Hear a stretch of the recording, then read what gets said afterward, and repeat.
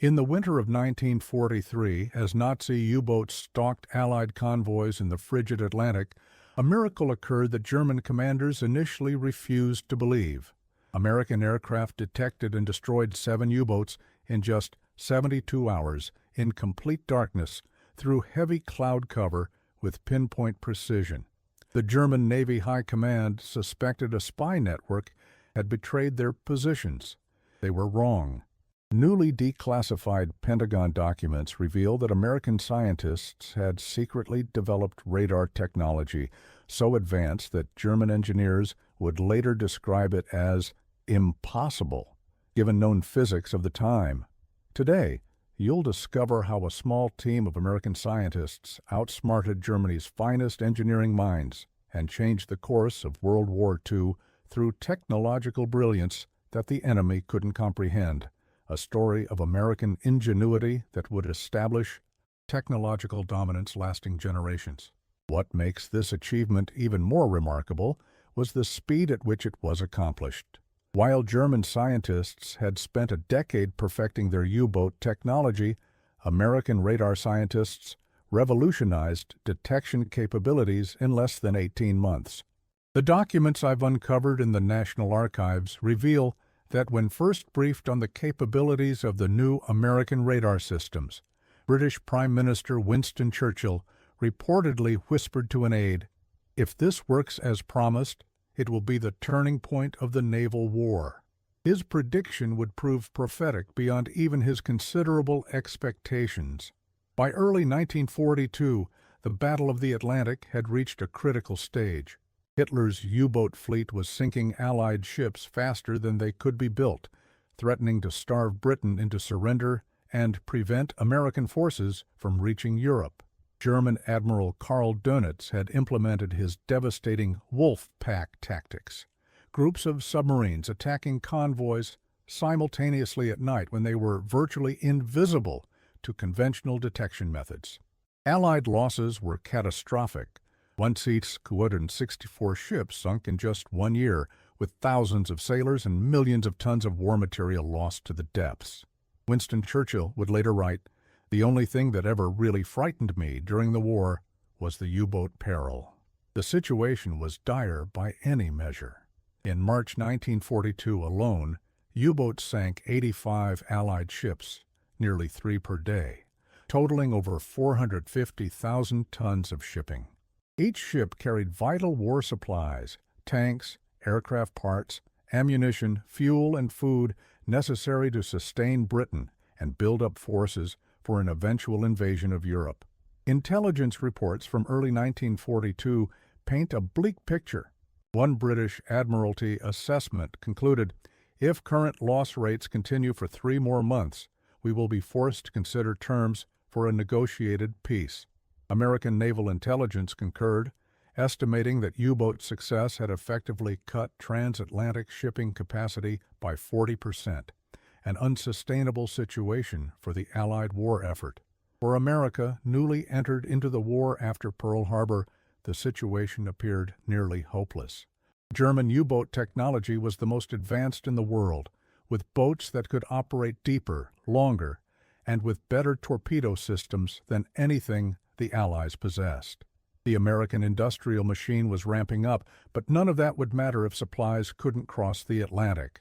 German naval commanders were so confident that Admiral Dönitz boldly predicted, "America cannot build ships fast enough to replace what we sink." In just 5 minutes, you'll understand how American scientists transformed this seemingly insurmountable disadvantage into one of the most decisive technological victories in military history. The technological gap between American and German capabilities in early 1942 seemed insurmountable. German U-boats represented the pinnacle of naval engineering. The Type C even C submarine could remain submerged for 18 hours, had acoustic torpedoes that could track ship propeller sounds, and possessed sophisticated communication systems allowing coordinated wolf-pack attacks. American anti-submarine warfare capabilities, by contrast, relied primarily on visual spotting and primitive hydrophone systems that could detect submarines only at very close range under ideal conditions. President Roosevelt recognized the existential threat. In a recently declassified memo to his military advisors dated January 15, 1942, he wrote, "The U-boat situation is critical. I want every scientific and industrial resource directed towards solving this problem, regardless of cost or conventional thinking. This is a battle of technological survival we cannot afford to lose." His directive would unleash American scientific and industrial potential in a way that would leave German experts in disbelief. The first glimmer of American technological superiority came from an unlikely source, the radiation laboratory at MIT, where a group of civilian scientists had been working around the clock on a revolutionary concept. In March 1942, the first primitive American airborne radar systems were deployed on converted B-24 Liberator bombers, designated as hunter-killer aircraft.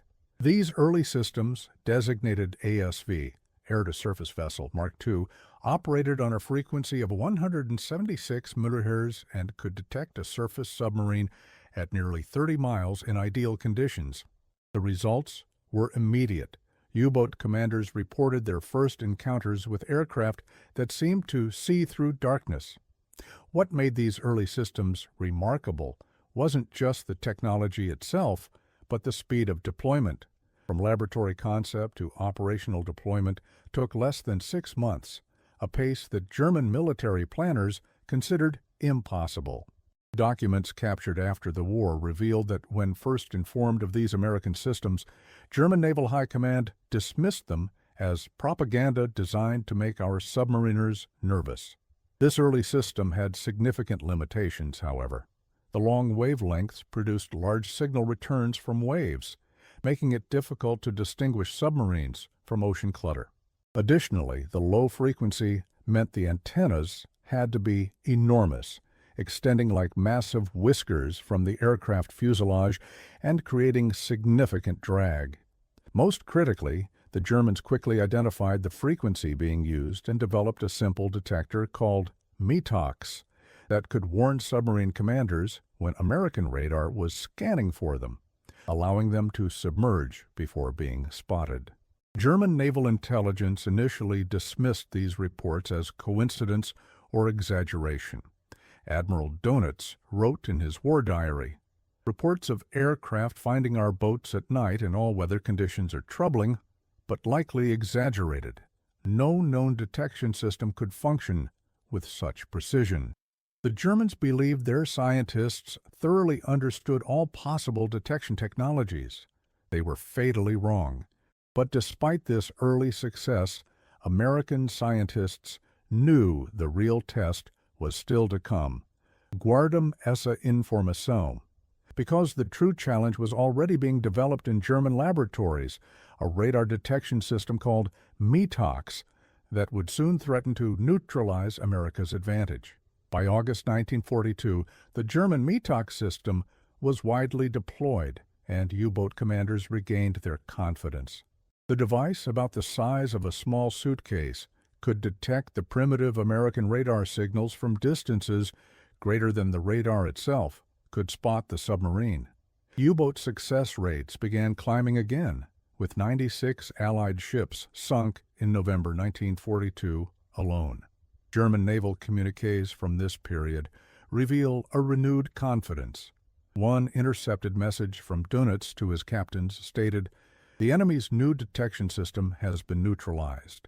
Return to aggressive tactics." The American response would demonstrate a level of scientific and organizational genius that would come to define American military technological development for the next century. Rather than incrementally improving existing radar, American scientists made a revolutionary leap, moving to frequencies so high that no existing technology could detect them. He imagined being Dr. Luis Alvarez, a 31-year-old physicist from California, standing in the basement laboratory at MIT in the winter of 1942, knowing that thousands of Allied sailors' lives depended on your ability to solve an impossible problem.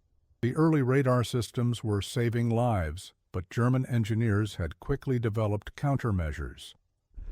I remember working for 72 hours straight without sleep, Alvarez later recalled in declassified interviews. We knew the Germans would soon be able to detect our radar signals, and when that happened, our advantage would disappear. We needed something they couldn't possibly anticipate. Alvarez wasn't alone. The team assembled at MIT's Radiation Laboratory represented America's greatest scientific minds, I. Rabi, Ernest Lawrence, Edward Bowles, and dozens more, many who would later become Nobel laureates. What made this team exceptional wasn't just individual brilliance, but the uniquely American approach to the problem. Unlike German research, which was hierarchical and compartmentalized, the American team worked collaboratively across specialties, with physicists, electrical engineers, and manufacturing experts working side by side. Dr.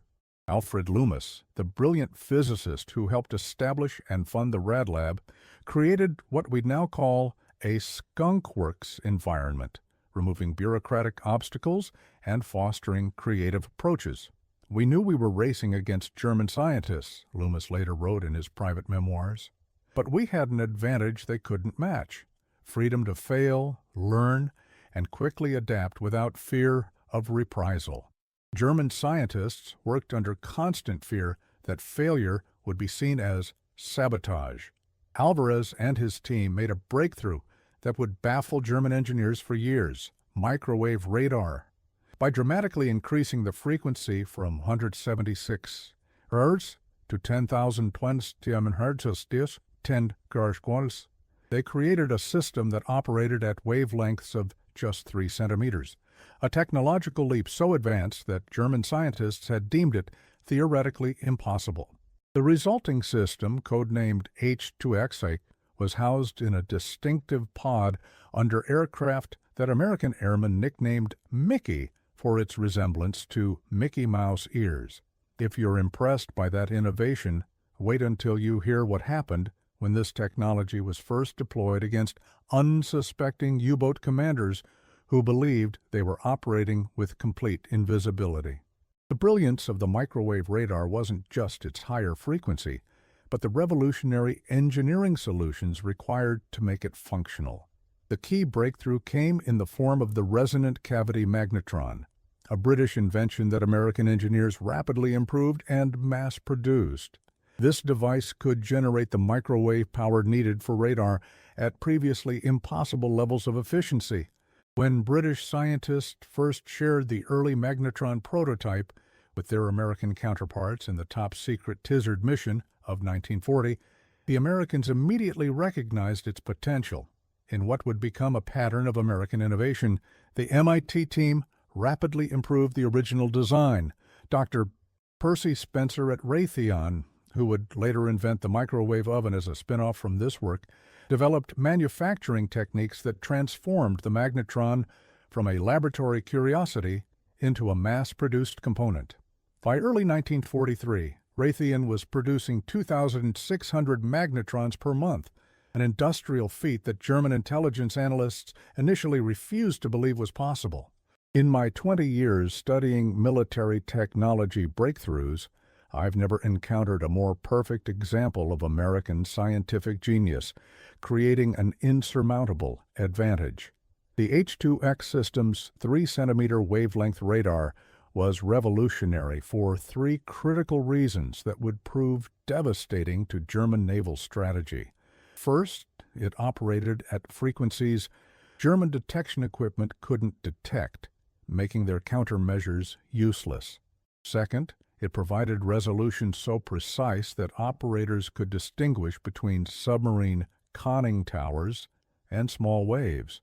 Third, and most importantly, it was small enough to be mounted on aircraft, creating a hunter-killer platform that could patrol vast oceanic areas. Remember this key technological advantage. It explains everything that follows in our story and represents perhaps the single most important electronic warfare breakthrough of World War II. The technical specifications reveal the magnitude of this achievement. The wavelength reduction from 1.5 meters to 3 centimeters represented a 50-fold improvement. This allowed antenna sizes to shrink from 12 feet to just 28 inches, small enough to fit in a streamlined radome. Power output increased from 10 kilowatts to 40 kilowatts, while the receiver sensitivity improved by a factor of 100. Most critically, the beam width narrowed from 12 degrees to just 3 degrees, providing unprecedented targeting precision. Training operators for this new system presented its own challenges. Navy Lieutenant Commander James Brooks, who helped develop the training program, wrote in his after-action report, "We were asking young men, many with minimal technical education, to master a technology that had existed only in theoretical physics a year earlier." Their adaptability and intuitive grasp of the operational concepts consistently amazed our scientific advisors. This rapid knowledge transfer from scientific elite to operational personnel represented another uniquely American advantage: the democratization of advanced technology. Admiral Donitz's headquarters in Lorient, France, received increasingly desperate messages from U-boat commanders throughout the summer of 1943. U-441, commanded by Captain Lieutenant Klaus Hartmann, sent the first truly alarming report on July 13, 1943.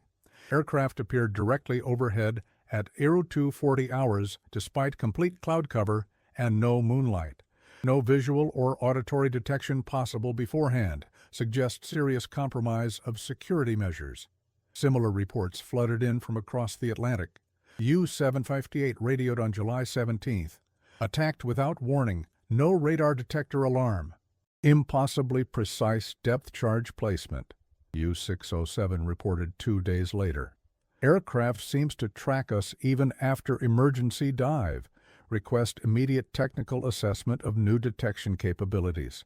The panic in these communications was palpable. U-boat command logs show emergency dives increased 300% between May and August 1943, severely limiting offensive operations even when no actual aircraft were present. German scientists were summoned to naval headquarters to explain the seemingly impossible American detection capabilities. Dr. Hans Hollmann, Germany's leading radar expert, initially dismissed the reports. "The Americans cannot possibly have developed microwave radar," he stated confidently in a July 1943 meeting with Donitz. "Our research indicates the power requirements and precision engineering needed for such a system are beyond current technological capabilities." Intercepted communications revealed German engineers' growing consternation as evidence mounted. By August, Donitz noted in his war diary, "American detection capabilities have achieved what our scientists assured me was impossible. We are fighting an enemy that can see in darkness and through clouds with perfect clarity while we are blind."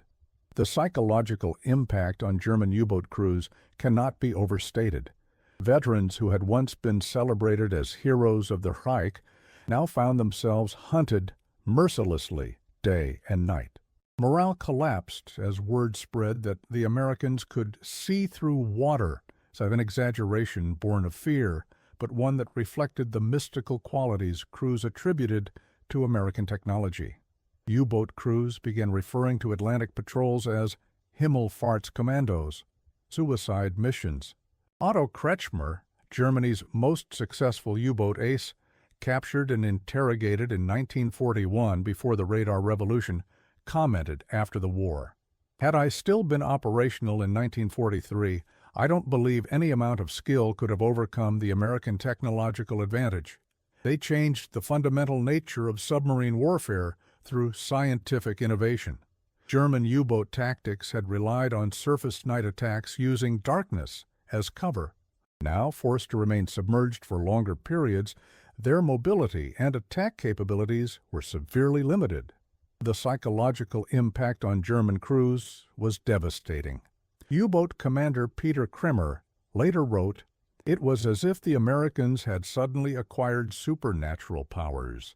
We felt naked and exposed at all times, even in the darkest nights and worst weather when we had always felt safest." German engineers frantically worked to develop countermeasures. The Courier detector was designed to pick up higher frequency emissions, but it proved ineffective against the American systems operating at 10 GHz.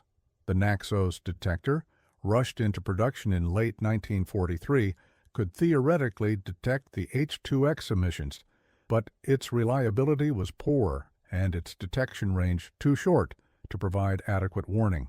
By the time a U-boat received alarm from the Naxos system, American aircraft were already within attack range. Germany's most brilliant radar scientist, Dr. Rudolf Kuhnhold, wrote a desperate memo to Reichsmarshal Hermann Göring in September 1943. We are facing technology operating at frequencies we considered theoretically impractical. Our current research trails American achievements by at least 3 years. Immediate and unlimited resources must be allocated if we are to have any hope of countering this technology. His request was denied as resources were diverted to other priorities, a fatal strategic error that reflected the German failure to recognize the decisive nature of electronic warfare. The strategic turning point came on May 21, 1943, in what naval historians now call Black May. Using the new 3-centimeter H2X radar systems, American and British aircraft located and attacked 16 U-boats in the mid-Atlantic, far from any land-based detection systems. The precision of these attacks shocked even American commanders. Captain James Fife, commander of U.S. Naval Operations in the Atlantic, wrote in his after-action report, "Our aircraft are now hitting targets with a precision previously associated only with clear daylight operations. The enemy is completely blind to our approach until the moment of attack." The statistics tell the story of American dominance. Prior to the introduction of microwave radar, the kill probability for air attacks on U-boats was approximately 1%. By August 1943, that figure had risen to 28%. The average time to locate a U-boat within a 100-square-mile search area dropped from 9.3 hours to just 1.7 hours. German chances of completing a successful Atlantic crossing declined from 81% in January 1943 to just 31% by September. Lieutenant Commander Joseph Woolston, a VB-105 squadron pilot, described a typical engagement in his after-action report. "We picked up the target on H2X at 23 miles in complete overcast. The radar image was unmistakable, the distinctive conning tower signature we'd been trained to identify. We made our approach completely in clouds until we broke out at 600 feet, finding the U-boat exactly where our radar indicated, with no time for them to dive. The look of shock on the faces of the German sailors on the conning tower is something I'll never forget. The operational impact was immediate and decisive. In May 1943 alone, Dönitz lost 43 U-boats, nearly 25% of his operational fleet in a single month. German naval communications, intercepted and decoded through the Ultra program, revealed total confusion among German command. A June 1943 message from Dönitz to Hitler's headquarters stated, "We face an enemy with detection capabilities we cannot counter or comprehend. Request immediate consultation with scientific leadership to address this critical disadvantage." German attempts to adapt proved insufficient. When forced to remain submerged during daylight hours, U-boats could make only 2-3 knot speed compared to 17-19 knots on the surface, severely limiting their ability to maneuver into attack positions on convoys. The introduction of the Schnorkel breathing tube in late 1943 allowed submarines to run diesel engines while submerged at periscope depth. But even this innovation proved inadequate against American radar systems that could detect the small Schnorkel mast breaking the surface. The most revealing document I've discovered in 2 decades researching military archives was a captured German naval intelligence assessment dated August 1943. In it, German scientists finally recognized the truth. Evidence confirms Americans have achieved operational deployment of microwave radar at approximately 3 centimeter wavelength. Our current understanding of electronic engineering indicated this would not be possible before 1947 at the earliest. Their technological advantage represents a generational leap we cannot match during the current conflict. The document continues with an assessment that perfectly captures the magnitude of American achievement. American production capabilities appear to have solved engineering challenges our best scientists considered insurmountable. Reports indicate hundreds of aircraft now equipped with these systems, a manufacturing accomplishment as impressive as the technology itself. We must accept that they have achieved both a scientific breakthrough and the industrial capacity to deploy it at scale simultaneously. The key to this American triumph went beyond just the radar itself. It was the unprecedented integration of scientific research, industrial manufacturing, and military deployment that truly baffled German observers. While Germany had brilliant individual scientists, America created something revolutionary: the seamless cooperation between academic institutions, MIT, industrial giants, Raytheon and General Electric, and military planners. This integration allowed the rapid development and deployment of over 3,000 H-2X radar sets in less than a year, a manufacturing feat that German intelligence officers initially refused to believe was possible. The financial resources committed to this project reveal America's strategic vision. Congressional budget records declassified in 1995 show that the radar program received over $1.5 billion in funding, equivalent to approximately $25 billion today, a massive investment for a single technology. When questioned about the expenditure by budget officials, James Conant, chairman of the National Defense Research Committee, simply replied, "This is not a weapon system. It is the means to make all our weapons effective. There is no amount too great to ensure its success." In September 1943, the tide had turned so dramatically that Dönitz was forced to withdraw his U-boats from the North Atlantic entirely, a strategic retreat that Allied commanders immediately recognized as a decisive victory. A formally classified assessment by Allied naval intelligence stated, "The enemy's retreat represents not just a tactical withdrawal, but a fundamental admission of technological defeat. Their most feared weapon has been neutralized through American scientific superiority." Fleet Admiral Ernest J. King, Commander-in-Chief of the U.S. Fleet, wrote in his personal journal on October 12, 1943, "We have achieved what 6 months ago seemed impossible. The U-boat threat to our Atlantic lifeline has been effectively broken not through superior numbers or conventional tactics, but through American scientific genius. The lesson should not be lost on our current or future adversaries." Now you understand why those 7 U-boats were sunk in 72 hours at the beginning of our story. What appeared to be an intelligence leak or extraordinary luck was actually the first large-scale demonstration of a technological revolution. British Prime Minister Winston Churchill, upon being briefed about the full capabilities of the American radar systems, reportedly told his cabinet, "The American scientific genius, which we so desperately hoped would turn the tide, has delivered even beyond our most optimistic projections." Churchill later wrote in his memoirs, "The American microwave radar was not merely a technical improvement, but a fundamental shift in the balance of power at sea. It stands as one of the decisive technological achievements of the war, perhaps of the century, and demonstrated the remarkable capacity of American science when fully mobilized toward a single objective." Even German scientists eventually acknowledged the superiority of American technical innovation.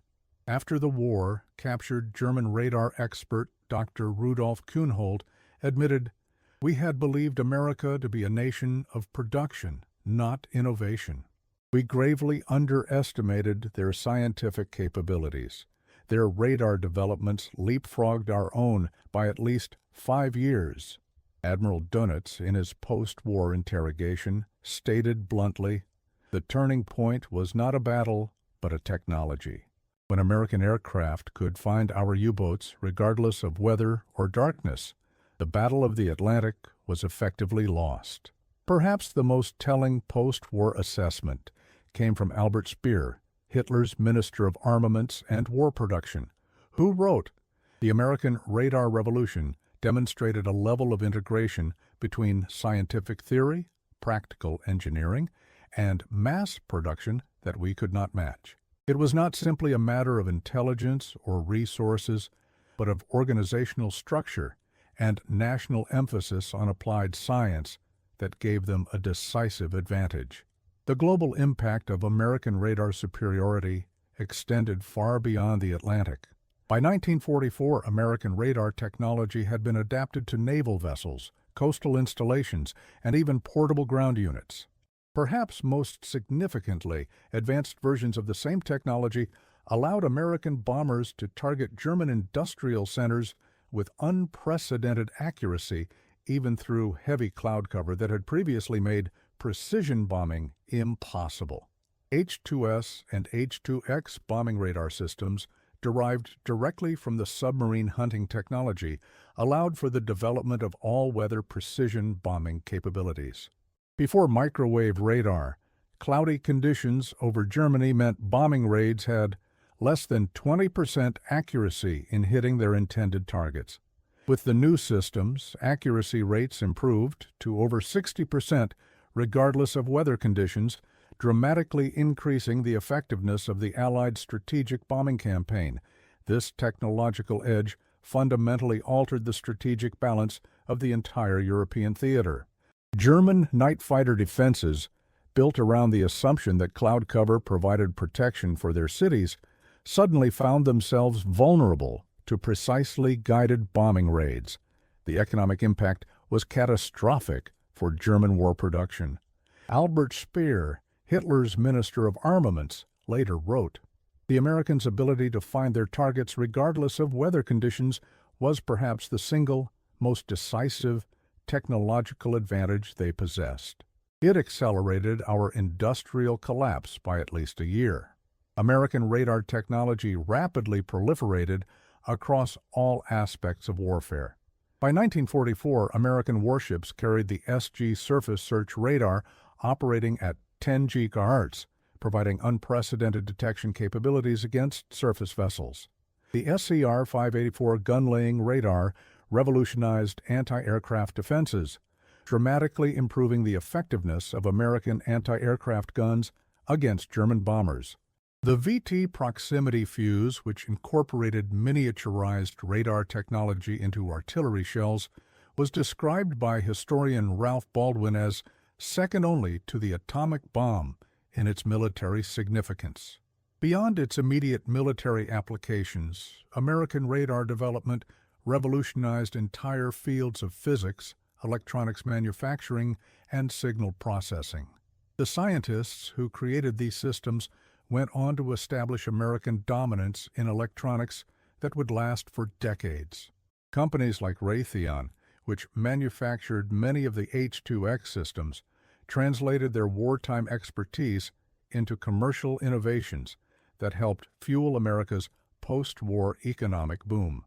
Dr. Vannevar Bush, who supervised much of America's scientific war effort as director of the Office of Scientific Research and Development, recognized the broader implications.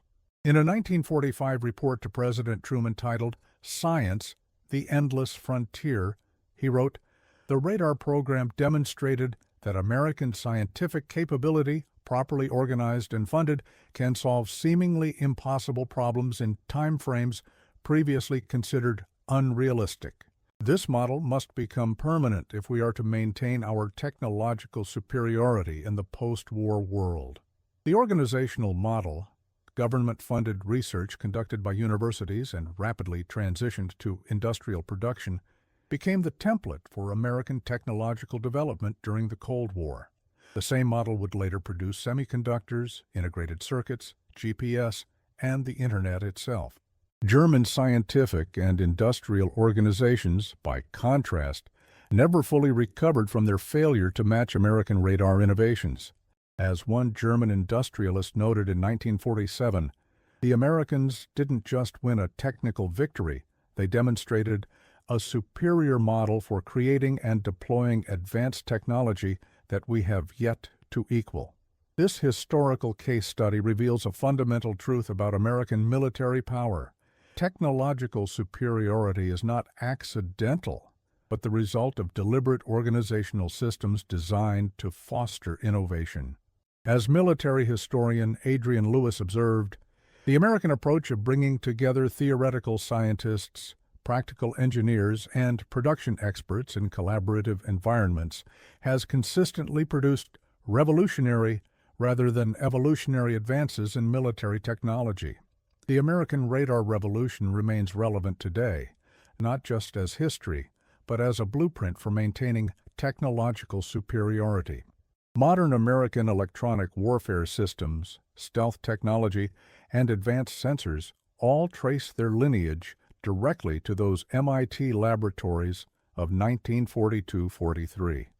The organizational approaches that enabled radar's development, bringing together the best academic minds, industrial capacity, and military requirements, continue to define America's approach to critical technologies.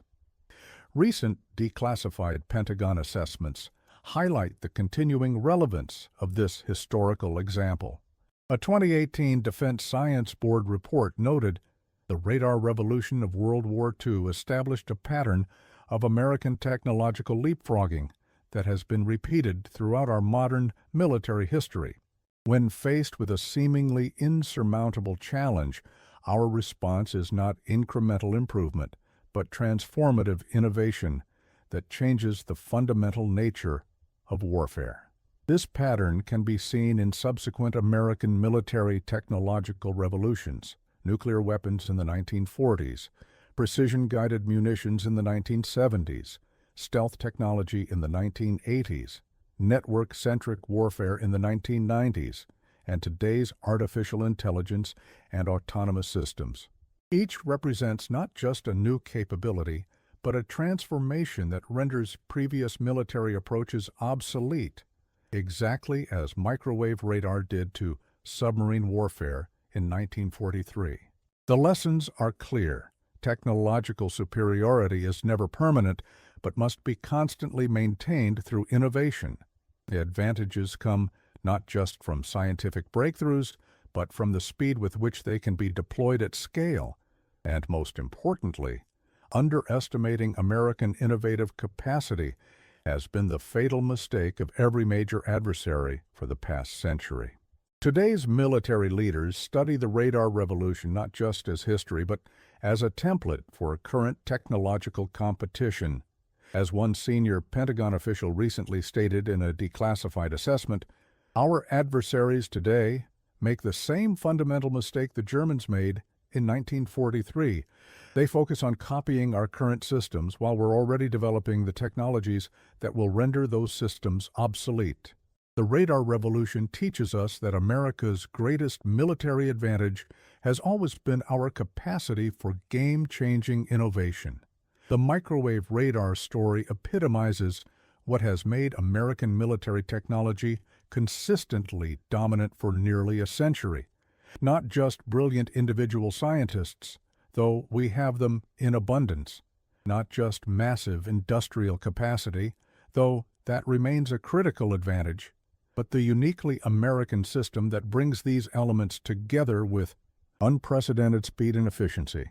This system transformed theoretical physics into operational technology that changed the course of history in just 18 months, a feat that German military planners considered literally impossible until they witnessed its devastating effects firsthand. The next time you see an American aircraft carrier equipped with phased array radars that can track hundreds of targets simultaneously, or hear about precision-guided munitions striking targets in complete darkness, remember that these capabilities began with a small team of American scientists who achieved what their enemies considered impossible. Their legacy isn't just the specific technology they created, but the uniquely American approach to innovation that continues to keep America at the forefront of military technology. In an age of renewed great power competition, this lesson from history has never been more relevant, as Admiral Harry Harris former commander of U.S. Pacific Command, recently observed, "The history of American military technology teaches us that when faced with seemingly insurmountable challenges, our response has never been to accept limitations, but to rewrite what's possible." From radar in 1943 to today's advanced systems, that mindset remains our greatest strategic advantage.